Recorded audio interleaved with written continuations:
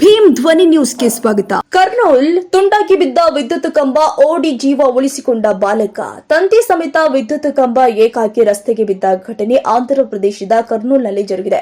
ಅದೇ ಸಮಯದಲ್ಲಿ ಬಾಲಕನೊಬ್ಬ ಅದೇ ದಾರಿಯಲ್ಲಿ ನಡೆದುಕೊಂಡು ಬರ್ತಾ ಇದ್ದ. ಕಂಬ ಬೀಳ್ತಾ ಇರುವುದನ್ನು ಕಂಡು ಕೂಡಲೇ ತನ್ನೆಲ್ಲ ಶಕ್ತಿಗಳನ್ನ ಒಟ್ಟು ಸೇರಿಸಿ ಅಲ್ಲಿಂದ ವೇಗವಾಗಿ ಓಡಿ ಜೀವ ಉಳಿಸಿಕೊಂಡಿದ್ದಾನೆ.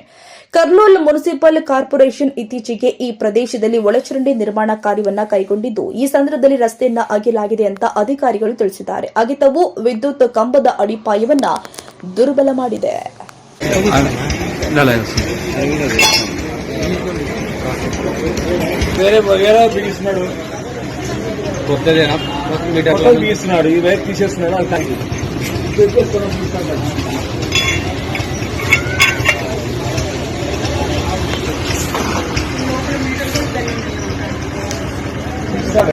నా పేరు చందారెడ్డి. స్థానిక అసవరంలో మేము నివాసం ఉంటున్నాము.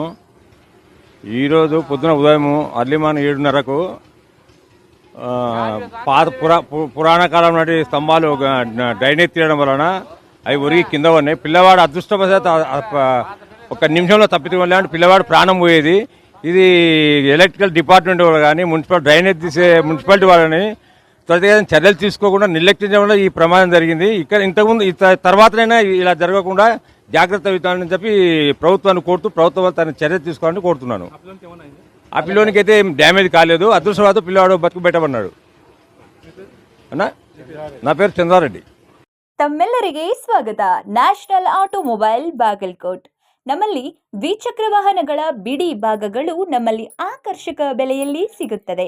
ನಮ್ಮಲ್ಲಿ Honda, Hero, Bajaj, TVS, Yamaha, Royal Enfield, tyres, oil, battery oil, ಅನ್ಯ ಇತರೆ ಬಿಡಿ ಭಾಗಗಳು ಸಿಗುತ್ತದೆ. ವಿಳಾಸ railway station road near Lakshmi temple, Bagalkot.